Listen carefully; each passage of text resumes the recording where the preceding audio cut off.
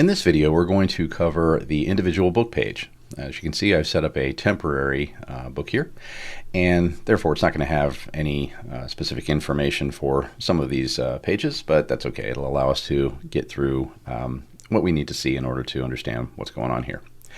Most of these tabs are self-explanatory for what they'll do, but where they're not, I will break down a little bit deeper, or there'll be a separate video that deep dives into what they actually do, such as reader teams and links, for example. The first tab that we're looking at here is the dashboard tab. This is exactly the same idea as what you see on the home page of the Author Helper Suite. So you'll have, how much income you made, the ad spend, promotions, any other expenses, your net profit, and you scroll down, you can look at the various information charts that go along with it. So very similar to what you see on the home page, but it's specifically for this book. If we go into the Details tab, you can look at the bite-sized chunks of information that you need to enter in, or not, depending on what it is that you're filling out on this page. For example, maybe you don't do paperbacks or hardcovers, so you don't need to fill out every single field, but there are specific fields that you're going to want to fill out. For example, the book title. You'll also want to fill in the Amazon ebook ASIN as soon as you have that available, so we can set your links up. We do need that to have your links actually go to Amazon. You can set up links prior to that, but they won't go anywhere except for to your homepage or whatever you chose for what's called your fallback page when you were setting up your account. But for the most part, it's a great idea to have the ASIN put in there.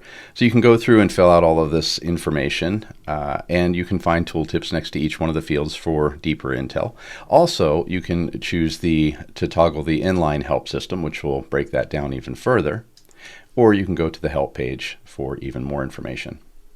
The next section is the description section. This allows you to store multiple descriptions for things, services like, Amazon, for example, or Bargain Booksy, Free Booksy, things of that nature. And you can also see that this will show when it was last updated. So you can do multiple descriptions if you want for one service. So this just says Amazon description, but I could call this whatever I want. And such, you can also do a quick hover over to see which description this one is. So if we click on to edit this description, you can see that I put in information here, including the line breaks and bold tabs, italics, and so on. If you're doing this through Amazon, with Amazon, you'll see a list of approved tags. These are the only approved tags by Amazon currently. And you can choose other services that you can set this for as well. And when you do, you'll notice that the characters remaining is 3884 here. But if we go here and let's just choose Bargain Booksy, you'll see that that's dropped down to 234 and the tags have been removed. So depending on the service that you're using, you'll have a little bit of a different experience for each one. I'm going to go ahead and cancel this. And so you can, again, have multiples in here if you'd like.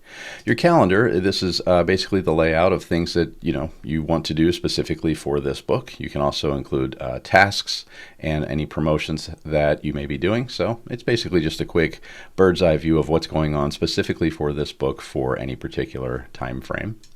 And of course, we have our links tab, which is where you're going to be able to share links and so on. And what you'll notice here, since I don't have an Amazon ASIN associated, it says needs that. Otherwise, this is just going to fall back to, again, my what's called fallback page, which is usually just your homepage of your website.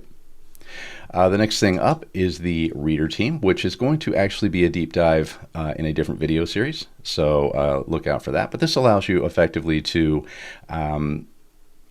send out ARC copies of your book, and to various readers. You can ask them questions. You can have them submit issue reports. You can go through them, close those issue reports, obviously. It just makes life a lot easier in managing things. But again, that will be discussed deeper in a different video.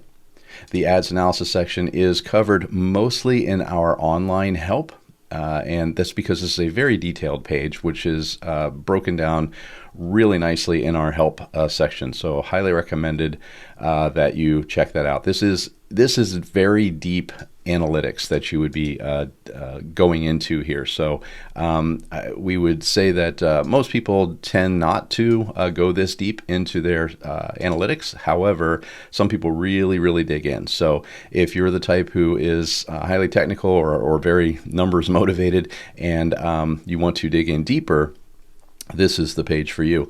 But you should go to the help section and look for the ads analytics area so you can really understand what's going on this page. Other income, simply that. It allows you to enter any other types of income that we don't natively support. So we support as native, for example, KDP, obviously. We also support Audible, but we don't support other types of income as just generic uploads. So if you have things like, for example, conferences that you sold books from, paperback books and so on, you would add them here.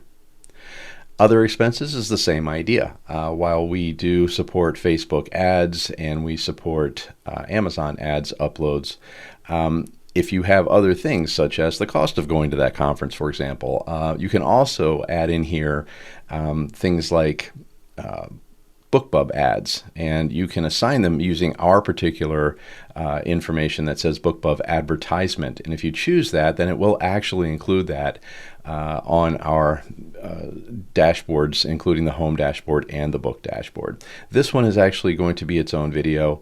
The ones that will be are links, reader team, other expenses, and also I believe we cover calendar as well. And again, the ads analysis, that's going to be only in written form on the help page, because again, that's very, very detailed information.